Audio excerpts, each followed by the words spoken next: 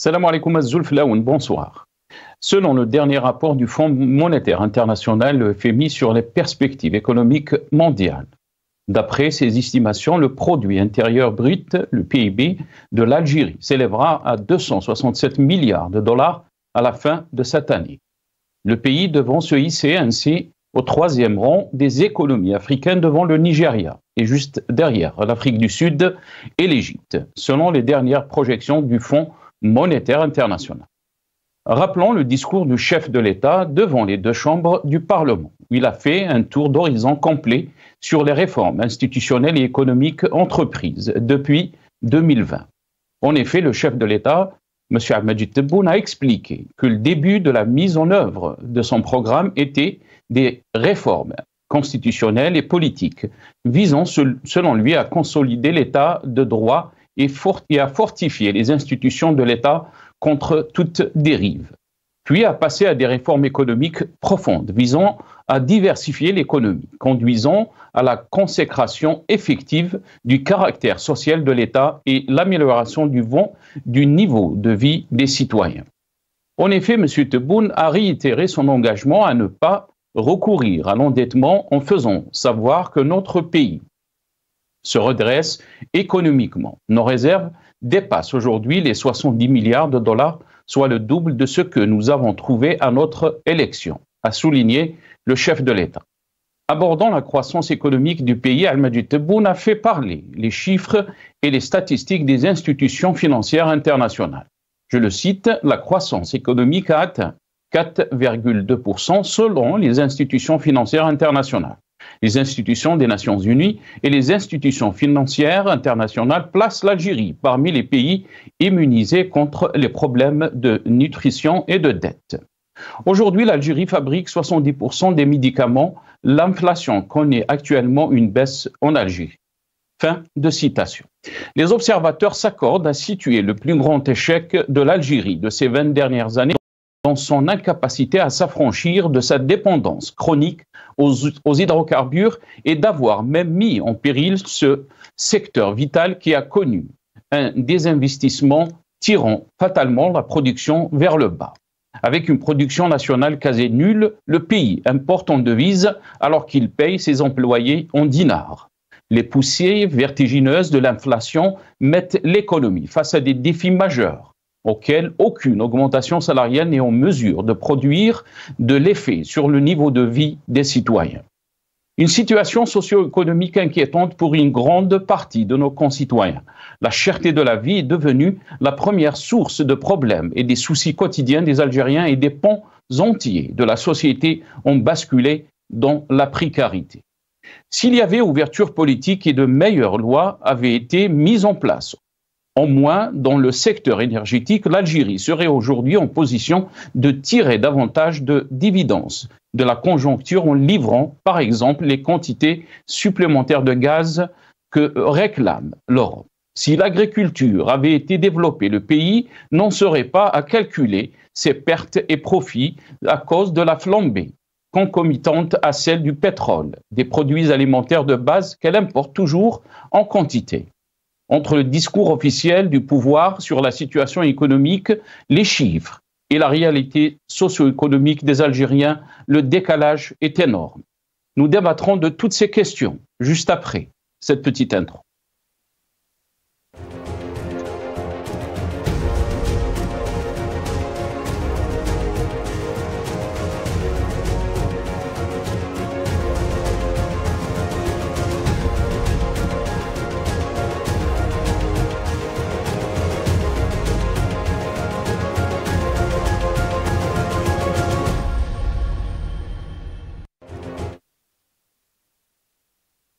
Algérie, pays riche, peuple pauvre, c'est le titre de notre émission pour ce soir. Et pour en parler, j'ai le plaisir d'accueillir dans cette émission Azdine Toumi, militant politique. Il est avec nous depuis Alger par téléphone.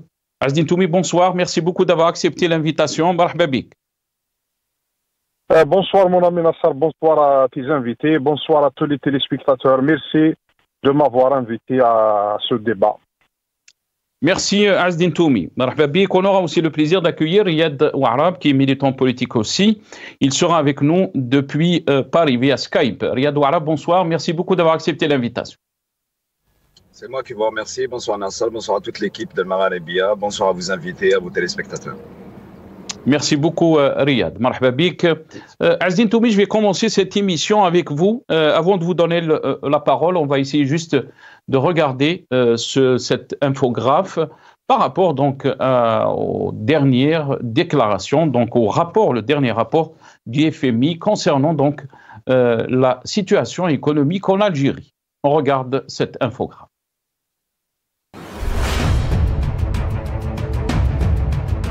Selon le rapport du FMI, l'Algérie accédera en 2024 à la 3e marche du podium des plus grandes économies du continent africain.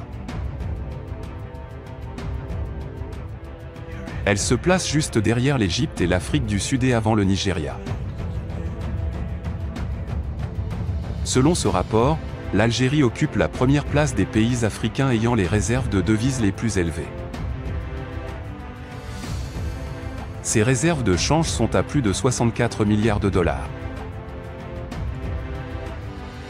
Ce rapport confirme aussi que l'Algérie est le pays le moins endetté d'Afrique et du monde arabe.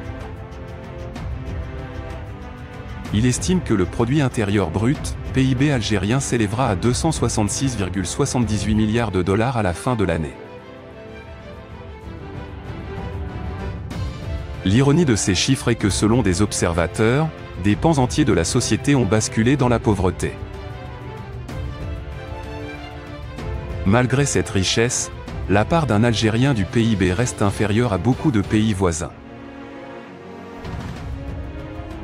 Des chiffres qui confirment l'absence de justice dans la répartition des richesses et la mainmise d'une minorité de privilégiés sur l'économie algérienne. Un rapport qui met en exergue la richesse du pays, mais aussi une réalité amère pour une grande partie de la population. Des slogans creux et une Algérie nouvelle qui s'éloigne de plus en plus de la réalité des Algériens.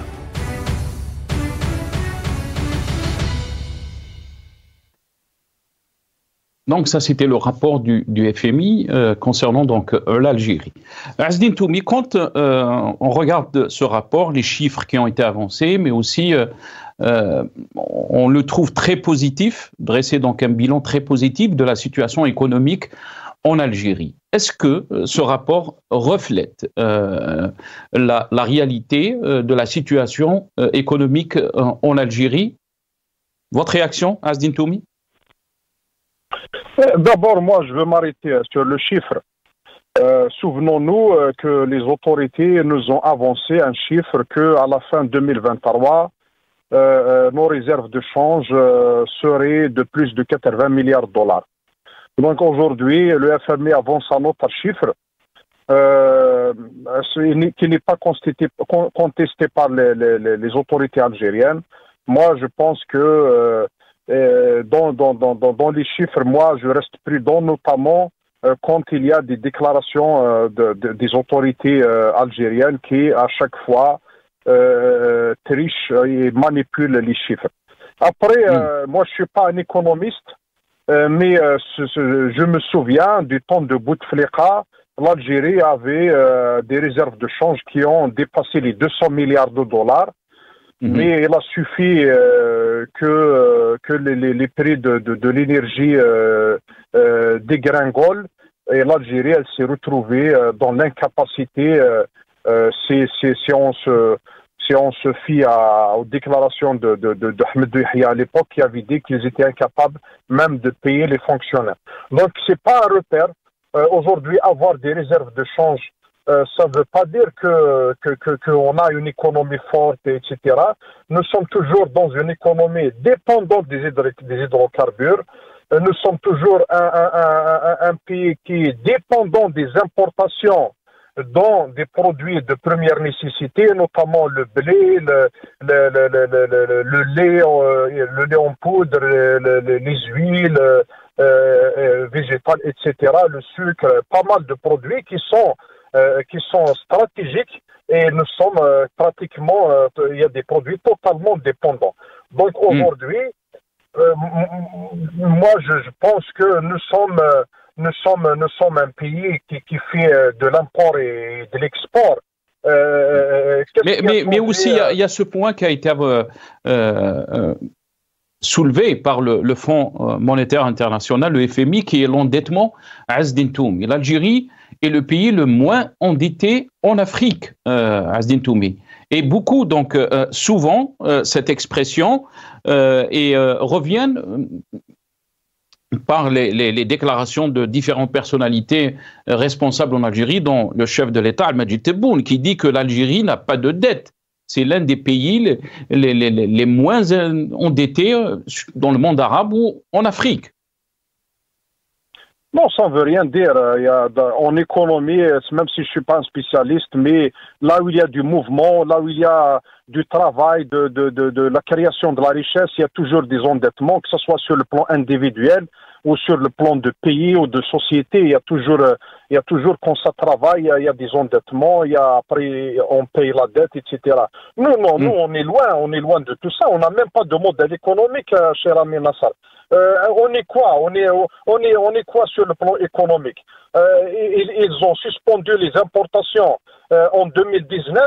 Ils ont dit que ça y est, on va plus importer, on va produire les véhicules, on va produire ceci, on va produire cela, etc. Et 5 ans après, on s'est retrouvé où? On s'est retrouvé en train d'importer plus qu'avant. On a importé le poulet, on a importé de la viande, de bovine et ovine. Les moutons. On importe, oui, on importe le mouton. C'est pire qu'avant. On importe les véhicules. Même cet exemple de véhicule, il symbolise l'échec de ce régime qui est là, ne serait-ce que cette équipe qui est depuis 2019, qui n'a pas cessé de mentir au peuple et d'avancer dans des mensonges qui sont, voilà. Donc au final, on a tout doucement, on est retourné à l'importation. Pourquoi? Parce que justement, on suit la courbe des prix de l'énergie. Quand il y a le prix de l'énergie augmente, l'Algérie elle a des rentrées d'argent, on a des réserves de change, on se permet d'importer pour faire plaisir au peuple. C'est pas dans le sens de faire plaisir au peuple, mais pour essayer de contenir la colère de la population. Et quand il n'y a plus d'argent, on arrête et on commence à mentir aux gens. Très bien. C'est une stratégie, il n'y a pas de stratégie. Nous sommes un pays dépendant. Aujourd'hui, moi je voulais ajouter une phrase au titre de votre émission. Donc l'Algérie, un pays riche, un peuple pauvre et un avenir incertain. Voilà, nous sommes dans cette situation. On ne sait pas comment ça va évoluer. On est face à un système qui ne veut pas aller vers le changement, qui est en train de continuer, qui continue de se maintenir et de mentir et de fuir ses responsabilités. Et les conséquences peuvent être graves. Très bien, très bien. Reste avec nous, Azdin Toumi. Riyad Ouarab, je vais revenir à vous sur cette question donc du dernier rapport du FMI qui dresse un bilan positif de la situation économique par ces chiffres qui ont été avancés. Presque donc 64 milliards de dollars de réserves de change. Le PIB donc qui a été revu à presque 267 milliards de dollars pour cette fin d'année 2024. On va écouter donc dans ce passage Al-Majid Tebboune, qu'est-ce qu'il avait déclaré dans cette interview quand il avait parlé donc de doubler le PIB algérien. On l'écoute et je reviens à vous juste après. Fin 2025, début, premier trimestre, semestre 2026, le PIB interne, Inch'Allah, va dépasser les 400 milliards de dollars. Inch'Allah.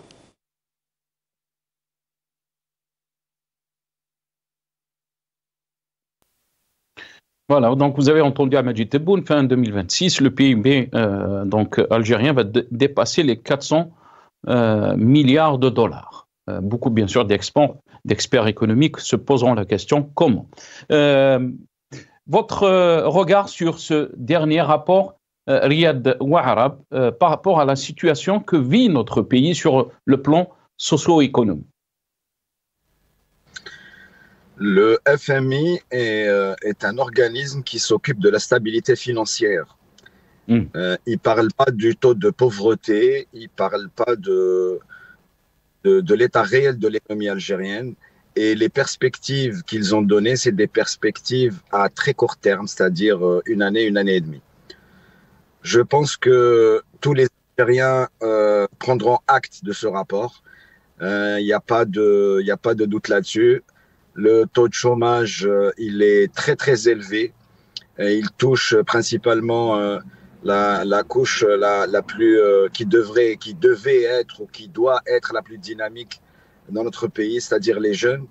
La pauvreté, le taux de pauvreté, il a explosé. Il est des tranches larges de la population, des franges larges de la population ont basculé dans la pauvreté. Je pense que je vous apprends rien et j'apprends rien au peuple algérien. C'est la vie quotidienne de nos concitoyens qui est là pour leur donner l'amère réalité du fait de faire la queue pour acheter du lait qui est importé de l'extérieur, ou acheter du pain qui est aussi le blé qui est aussi importé de l'extérieur. Je pense que notre économie, malheureusement, si on peut parler d'économie, elle n'existe pas. Est-ce qu'on est connu ou on est classé dans un classement ou sur un secteur donné, par exemple le tourisme ou l'agriculture ou l'industrie ou les services bancaires? On n'existe pas. On n'existe pas en fait réellement. Il y a juste les recettes pétrolières qui dépassent les 90% des recettes du pays. On dépend du pétrole, on dépend du gaz surtout. Et le cours de ces deux matières conditionne notre économie. Donc, j'aurais aimé avoir le classement de notre pays hors hydrocarbures. Et là, on verra que notre classement, il est malheureusement dans les derniers pays où il n'y a pas pratiquement d'économie, il n'y a pas d'activité économique. Et je vous invite à vérifier les classements effectués par les agences de notation qui sont très très écoutées sur les places financières et les places boursières ou les places de différents pays où des investisseurs qui sont censés donc chercher des opportunités dans des pays. Vous allez voir que le classement de la COFAS ou de Standard & Poor's classe notre pays vraiment dans des pays, comme étant un pays à risque.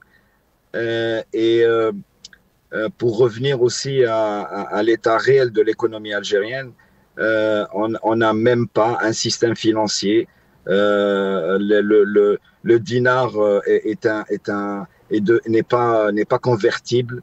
Les bureaux de change n'existent pas. C'est encore des bureaux de change en noir, entre guillemets, voilà, et qui se retrouvent à gérer notre devise. Donc, les indicateurs annoncés par le FMI ou par le régime algérien sont là juste pour la consommation extérieure, pour aussi pour se protéger le régime algérien parce qu'il a peur de l'endettement. D'autres pays sont endettés. Les États-Unis, c'est le pays le plus endetté au monde. Les Européens sont endettés. La France, c'est un pays endetté. Mais la dette, elle est utilisée pour développer l'économie, pour diversifier l'économie, pour stabiliser l'économie, pour aider les investisseurs, ce qui n'est pas le cas dans notre pays. C'est vrai, on n'a pas de dette. Mais Riyad, ceux qui vont critiquer et dire aussi ou défendre la thèse des autorités algériennes, du pouvoir algérien, ils vous diront que ces chiffres, ce rapport n'émane pas d'une institution algérienne, il émane donc du Fonds monétaire international, une institution internationale, c'est elle qui avance ces chiffres. Et si on entend des déclarations par-ci ou par-là, des responsables algériens dire que la situation économique est beaucoup meilleure maintenant qu'auparavant, On va écouter par exemple dans ce passage où ce professeur dit que le taux de croissance en Algérie est l'un des meilleurs dans les pays arabes. On l'écoute. التقرير الثاني وهو تقرير صندوق النقد الدولي لسنة 2024 والذي يعطي مؤشرات هذه السنة والذي جعل الجزائر في المرتبة الأولى عربيا من حيث النمو الاقتصادي بمعدل نمو 3.8%، وهذا مؤشر إيجابي على هذه النقلة النوعية في المجال الاقتصادي. التقرير الثاني وهو تقرير صندوق النقد الدولي. Donc ça c'était Farhati très clair par rapport à ce dernier rapport du FMI. Mais aussi Al-Majid Tebboune a parlé de la situation économique, on l'écoute aussi.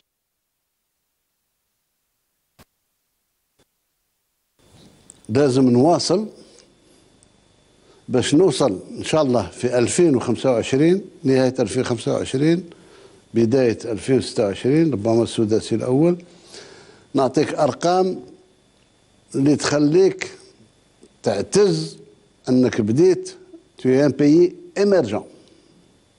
Tu n'es plus un pays en voie de développement. لازم نواصل. Donc Al-Majid Tebboune était très clair. L'Algérie est un pays émergent, ce n'est plus un pays en voie de développement. Azdin Toumi, votre réaction par rapport à ce qui a été dit par Al-Majid Tebboune, mais aussi les chiffres du FMI sont très clairs. L'Algérie est en bonne position pour être un pays émergent. Azdin Toumi.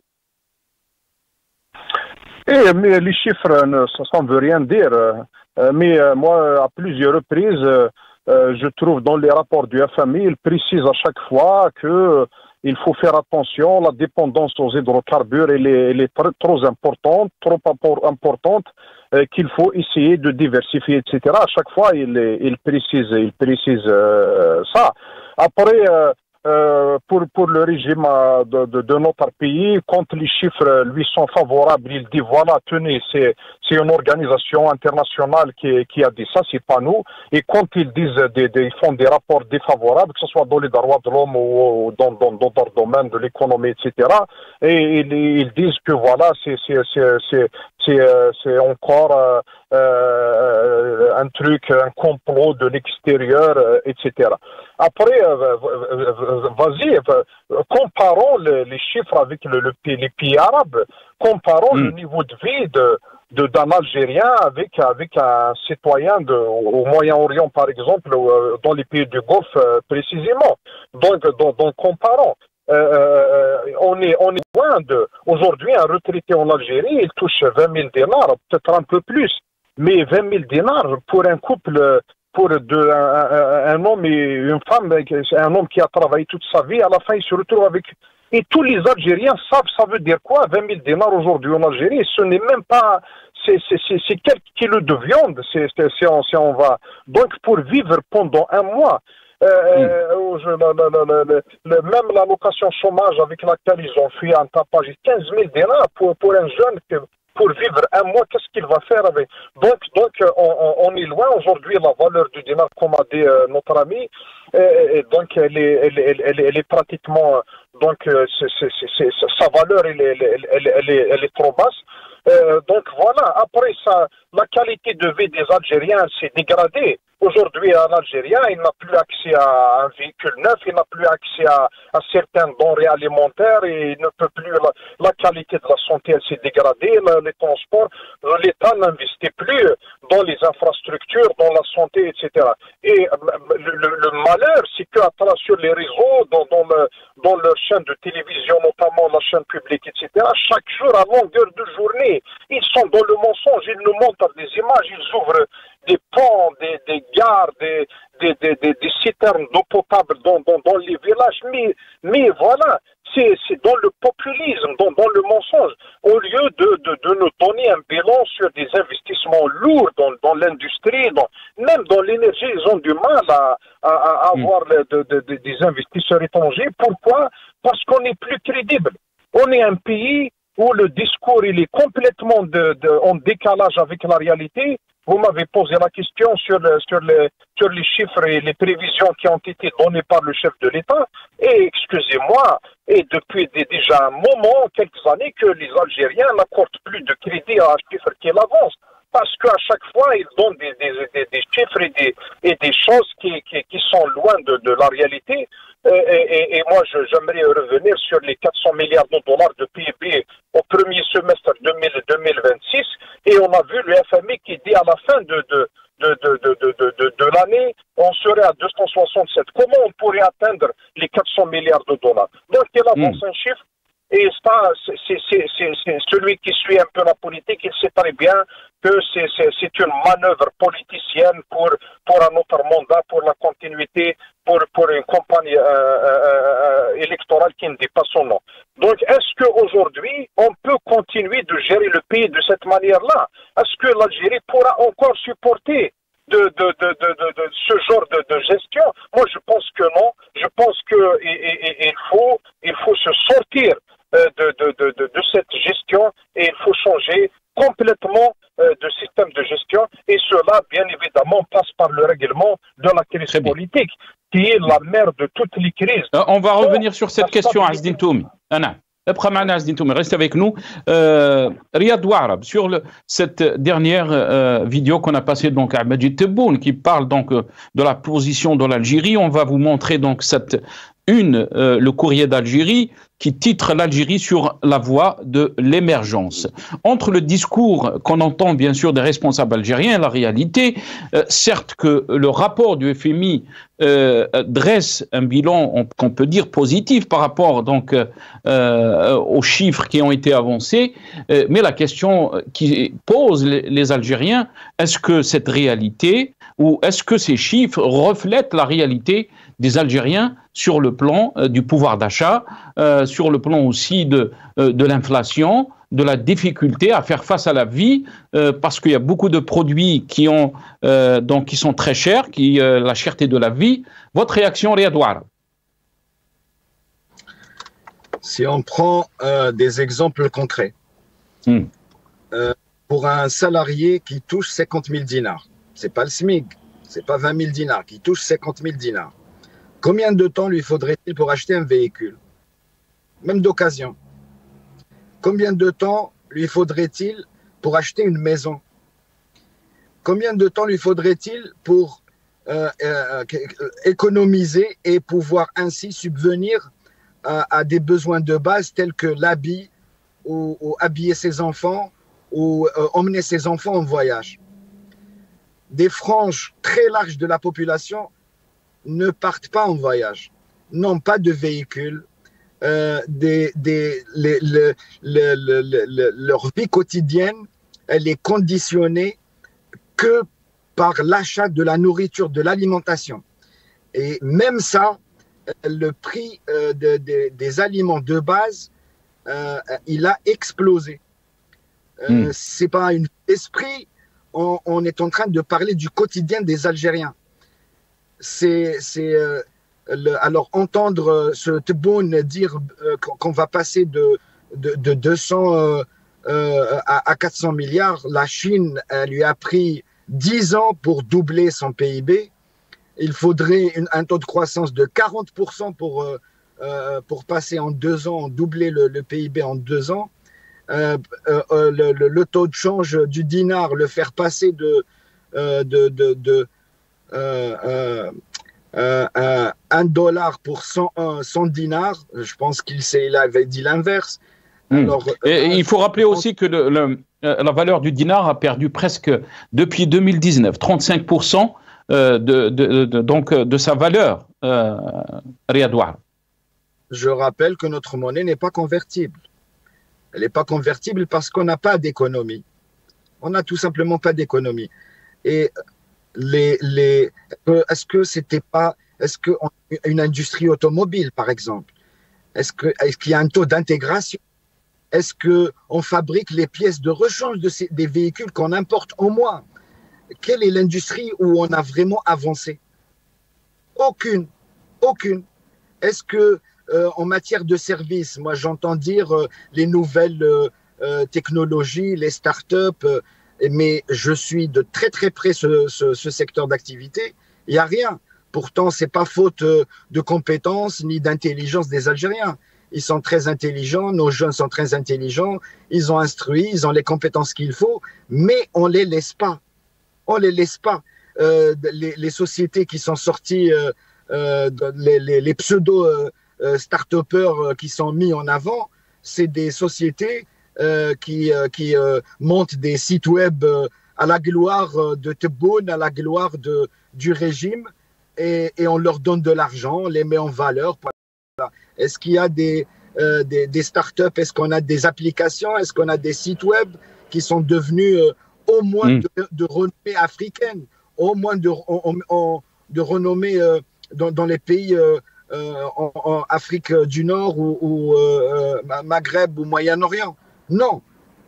Si on compare le quotidien d'un Algérien avec le quotidien d'un Saoudien ou d'un Qatari, il n'y a rien à comparer. Même si on laisse un peu l'économie de côté, les hôpitaux ne soignent pas. Le système sanitaire il s'est effondré. Le système éducatif ne produit pas des compétences, ne produit pas que rarement. Et même quand ces compétences sont là, elles sont tout de suite récupérées par des pays étrangers. Tout de suite, et c'est ça la chose la plus grave qui se passe chez nous, c'est que les compétences, elles sont pas, et encore plus grave, elles partent à l'étranger. Alors, quand on parle d'économie, si on met de côté le secteur des hydrocarbures, et même dans ce secteur-là, il y a eu un sous-investissement qui met notre pays en et avec l'augmentation de la consommation intérieure, elle met notre pays en danger. Si on met ce secteur de côté, il n'y a rien. On produit rien du tout. On produit même notre alimentation, on ne la produit pas. Le blé, il est importé, la poudre de lait, elle est importée, l'huile, elle est importée, le sucre, la betterave, elle est importée. Donc, je ne vois pas ces gens-là, peut-être ils vivent à Club des Pins, ils ont leur propre microcosme, ils ont des véhicules importés d'Europe dernier cri, donc ils sont complètement en déphasage total avec ce que vit et le quotidien des Algériens. Très bien, reste avec nous Riyad Ouarab.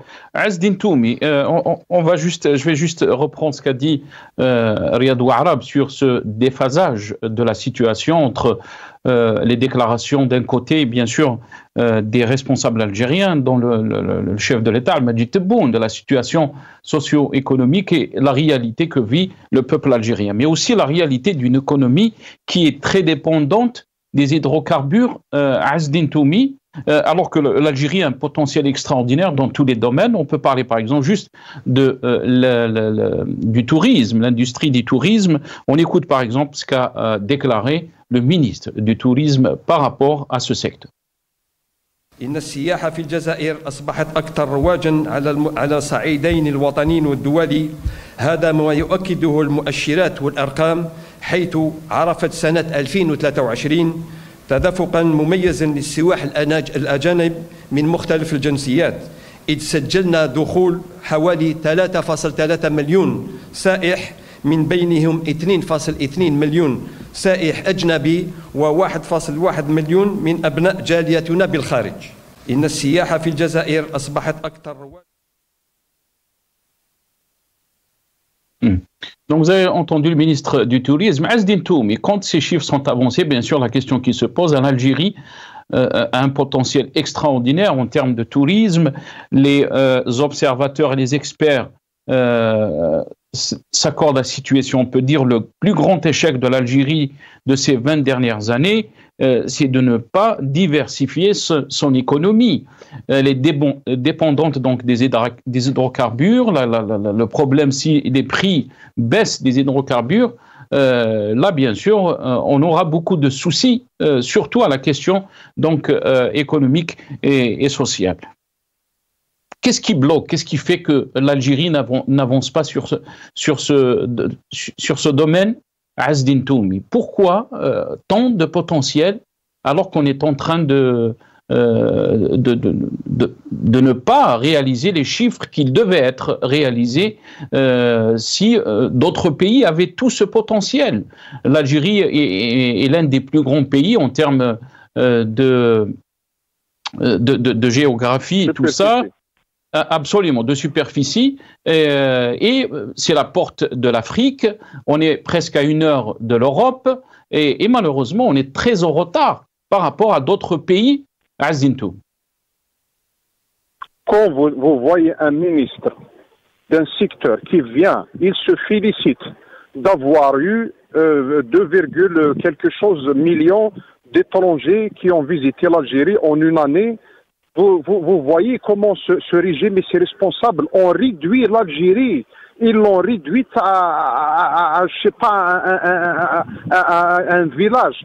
Ces 2 millions, il y a des pays qui ne sont pas loin de chez nous et qui reçoivent une vingtaine c'est des villes qui reçoivent plus de 20 millions, une ville uniquement. Nous, on a un territoire de plus de 2 millions de kilomètres carrés, on reçoit 2 millions de visiteurs et on se félicite. Vous voyez comment nous sommes dans un système qui n'a pas de projet pour ce pays, qui ne regarde pas loin. Il est dans le populisme, dans le mensonge. Vous savez, ces jours-ci, la question qui revient souvent par les Algériens, moi je veux dire, quand les gens ils viennent et nous posent la question, si vous avez des informations, est-ce que l'Algérie va importer les moutons de la Roumanie pour la fête de l'Aïd? Ces gens qui sont au pouvoir, ils doivent avoir honte de ce ils ont fait de ce pays. Comment un pays comme le nôtre, avec toutes ses potentialités, et le citoyen ce est latent, la nouvelle, est-ce qu'il y aurait un mouton qui va venir de la Roumanie pour qu'il puisse offrir un truc pour la fête de l'Aïd à ses enfants et faire le sacrifice, etc. Ils doivent avoir honte. Je pense que le Hirak en 2019 avait mis les points sur les i. Il avait montré à ce pouvoir que ce peuple ne va pas laisser ce pays aller vers la faillite. Et il y a eu les gens qui ont été responsables et ont échappé à la justice. Et ça ne va pas être indéfiniment. Il y aura d'autres soulèvements. Le peuple ne va pas se taire. Donc nous sommes dans une situation où nous sommes devant un régime qui est dans le mépris total du peuple. Il est dans le mépris. Il ne considère pas le citoyen. Ils sont là à gérer leurs affaires, à gérer leur carrière. Je parle des responsables. Et ceux qui ont le pouvoir, ils se donnent le droit de faire de ce pays ce qu'ils veulent. Ils se donnent le droit de disposer de l'avenir de presque 50 millions d'Algériens comme ils veulent.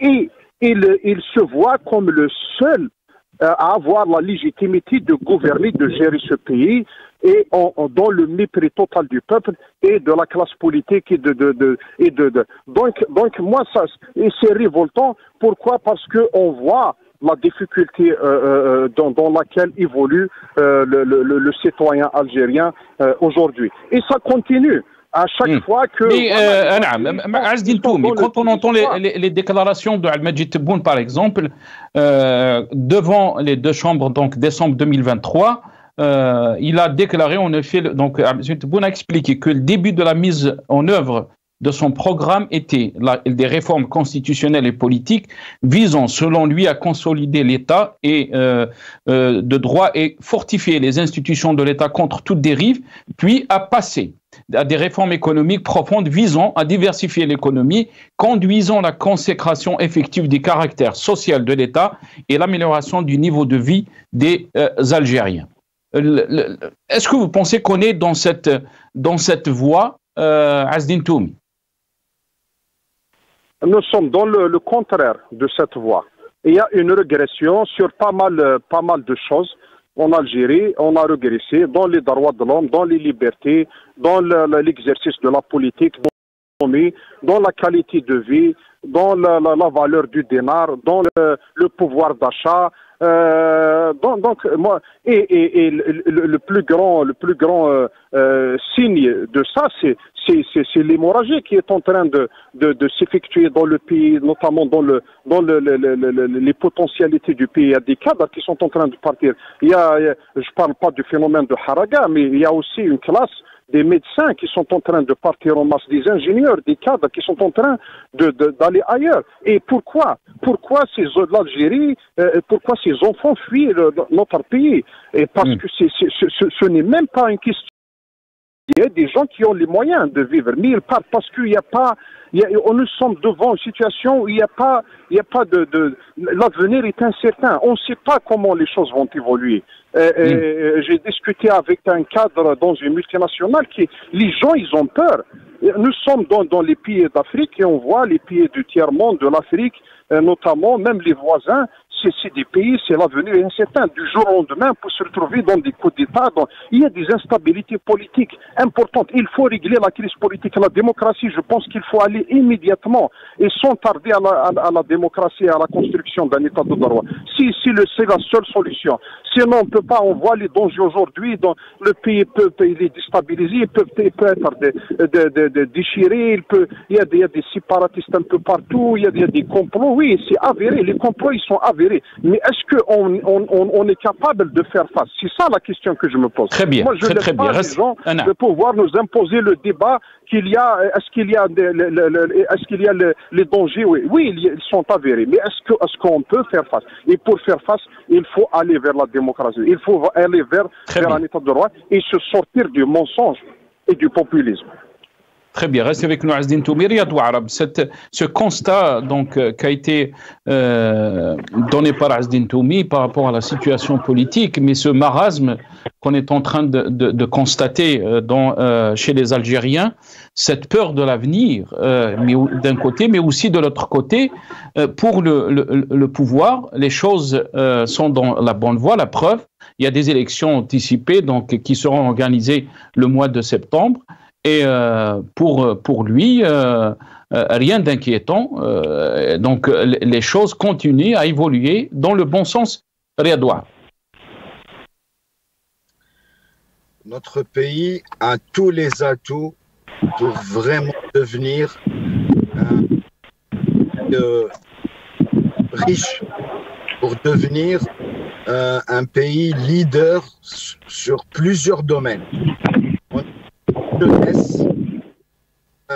75% de la population algérienne est jeune, il y a des compétences, il y a une forte diaspora expérimentée, elle a tous les atouts pour aider son pays. Notre pays est vaste, on a des ressources énergétiques suffisantes pour qu'on puisse développer une vraie économie, une vraie industrie. On a des terres arables, on a des réserves d'eau, la plus grande nappe phréatique au monde, et j'en passe, les métaux rares. On a tous les atouts pour réussir, mais on a aussi un régime, un système sclérosé, dépassé, des gens qui ne sont pas libres de leurs actions, ni de leurs mouvements, ni de leurs décisions. C'est des gens qui ont les poings et les mains liés parce qu'ils ont commis des crimes contre l'humanité, parce qu'ils ils traînent des casseroles, des dossiers de corruption, ils sont à la solde de pays étrangers et leurs décisions ne vont pas dans l'intérêt du pays ni dans l'intérêt de notre population, mais en fait ils sont là juste pour sous-traiter des décisions qui sont prises ailleurs. On ne développe pas le tourisme dans notre pays parce qu'on ne veut pas gêner le tourisme dans d'autres pays voisins, que ce soit l'Espagne ou autre. On ne développe pas l'agriculture pareil. Pourtant, on a des compétences pour pouvoir le faire.